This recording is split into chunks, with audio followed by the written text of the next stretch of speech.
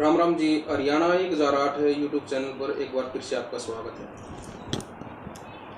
जैसे कि आज आपने वार्ड नंबर 31 का डोर टू डोर जो राउंड लगाया है, साथ में जो चेयरमैन पद की जो उम्मीदवार हैं सरोज राठी जी, वो भी साथ में थी जी। तो कैसा रहा आज का राउंड आपका? बहुत बढ़िया राउंड रहा हमारा।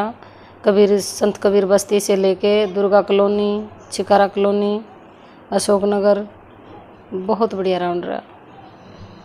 क्या कुछ समस्याएं नजर आई जब आप पूरे वार्ड में आपने चक्कर लगाया, तो क्या देखा आपने कि आपके वार्ड में क्या क्या समस्याएं हैं? समस्या क्या कुछ नहीं, बहुत सारी समस्याएं हैं हमारे वार्ड की। वैसे तो लगभग हमारे पूरे बादरगढ़ के हालात खराब हैं, लेकिन हमें जो जिम्मेदारी लेकर चले अपने वार्ड की, तो हमारे वार्ड की जो समस्याएं हैं वो बहुत सारी हैं। जैसे कबीर बस्ती से आपने शुरू किया, तो हमारे कबीर बस्ती में क्या कुछ लगा आपने, और अगर आप भगवान करे आप पार्षद बन जाएं, तो उसके बाद का आपका कबीर बस्ती से ही शुरू करते हैं। कबीर बस्ती में क्या नजर आया कि जो आप काम आप करवाना चाहते हैं कबीर बस्ती में, सरकार से भी क्या निवेदन करना चाहेंगे कि यहाँ पे क्या क्या समस्याएं हैं? सबसे पहले जैसे हम अपनी संत कबीर बस्ती से हम शुरुआत करते हैं, तो मैं सरकार से यही निवेदन करना चाहूँगी कि जो मेरी जो 31 वार्ड की जो एक कॉलोनी है संत कबीर बस्ती, ये अभी तक भी कच्ची है, ये पक्की कॉलोनी नहीं है। यहाँ के भी कोई भी पार्षद अगर जीत के आता है तो ये काम नहीं करवाता है। वोट लेकर जाते हैं, जीत कर भी जाते हैं, लेकिन जब कॉलोनी वासी जब कुछ काम करवाने के लिए जाते हैं तो जब इनका काम नहीं होता वो बोलते हैं कि ये कॉलोनी कच्ची है, अवैध है, जो भी वो कहते हैं। और समस्या जैसे कि पानी की, पीने वाले पानी की स्वच्छ नहीं आता वो पानी, सीवर की प्रॉब्लम है। और जो नाले बने थे वो नाले लगभग 12-15 साल हो गए, उन पर दोबारा से उन पर ढक्कन नहीं डले हैं। बुरे हालात है लोगों के भी, जैसे सामने के दरवाजे के सामने के बदबू, बच्चे गिरने का डर रहता है, बहुत सारे बुरे हालात हैं। जैसे कि यहाँ से निकलने के बाद आप दुर्गा कॉलोनी में आपने राउंड लगाया, हरियाणा 1008 की टीम भी आपके साथ में थी, तो हमने भी देखी वहाँ पे बहुत सारी समस्याएं थी, लेकिन हम आपसे ही जानना चाहेंगे वहाँ पे जब आपने राउंड लगाया तो आपको क्या कुछ नज़र आया, और क्या आपके मन में आया कि अगर मैं पार्षद बनूं तो क्या कुछ बदलाव करना चाहेंगे, क्या क्या समस्या? दुर्गा कॉलोनी की भी लगभग सेम समस्याएं हैं, पीने का पानी, बिजली, और जो मेन समस्याएं हैं दुर्गा कॉलोनी में, वो जो मेरी नज़र में आई है, जो सीवर के ढक्कन हैं लगभग 6 इंच, आधा फुट नीचे जा चुके हैं, और कई ढक्कन टूटे हुए भी हैं सीवर के। तो वहाँ पर भी जैसे शाम के टाइम या फिर रात में भी गाड़ी है या बाइक वाला कोई है या साइकिल पे है या कोई बच्चा है, बुजुर्ग है, तो वहाँ पे हादसा होने का बहुत ज़्यादा खतरा है।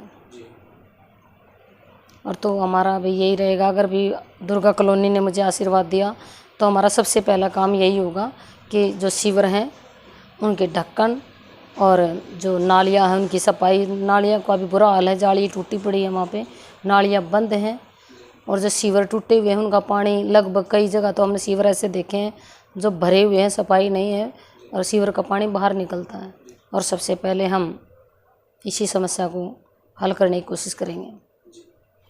और उसके बाद जब छिकारा कॉलोनी में गए तो वहाँ पे क्या कुछ नजर? उसमें पानी की, स्वच्छ पानी की, पीने वाले पानी की, और लाइट की, और जैसे नालियाँ हैं ना उनकी सफाई की, उनकी ये हालात हैं। लगभग आधी कॉलोनी में तो गलियाँ पक्की हैं और आधी कॉलोनी में गलियाँ कच्ची तो हैं ही हैं, लेकिन रास्ते ही नहीं है निकलने के। और जब इस मौसम में, इस तरह के मौसम में बिजली कटने का रास्ता नहीं, तो बारिश जब होती होगी तो जब उन लोगों का क्या हाल होता होगा। अशोक नगर में भी यही सेम है। जी जी। तो आप क्या कुछ चाहती हैं कि आपके वार्ड का जो विकास है, इस तरह के जो ये सारे काम हैं, आप सरकार से भी क्या उम्मीद लगाती हैं कि आपके बनने के बाद क्या ये काम आप करवाओगे? बिल्कुल, और मुझे सरकार से उम्मीद है कि सरकार ये काम जरूर करवाएगी। जी। अपने वार्ड वासियों को किस तरह से भरोसा दिलाना चाहेंगे? मैं अपने वार्ड वासियों को यही भरोसा दिलाना चाहती हूँ, उनका अगर प्यार आशीर्वाद रहा तो मैं ये वादा करती हूँ कि ये इनके जितने भी काम हैं मैं बिल्कुल निस्वार्थ। जी। और कोई ऐसी समस्याएं जैसे हमने भी वहाँ पे सुनी हैं, बहुत सारे लोग वहाँ पे बोल रहे थे कि किसी की पेंशन कट गई है, किसी का हाँ, ये सारी बहुत सारी शिकायतें थी। जैसे भी मान ले, हम तो पहली बार भी इस में राजनीति में आए हैं तो बहुत सारी महिलाएं मिली जिनकी वोट भी कटी हुई थी बच्चों की, किसी की बनी ही नहीं है। अब हम कई साल से चक्कर काट रहे हैं, हमारी वोट नहीं बने हैं, वोटर कार्ड नहीं बने हैं। जो राशन कार्ड हैं वो बने हुए भी कटे हुए हैं, किसी का बना ही नहीं है, क्योंकि जिन्होंने भी सख्त भी आवश्यकता है उन्हें राशन की, लेकिन उनके पास राशन कार्ड नहीं है।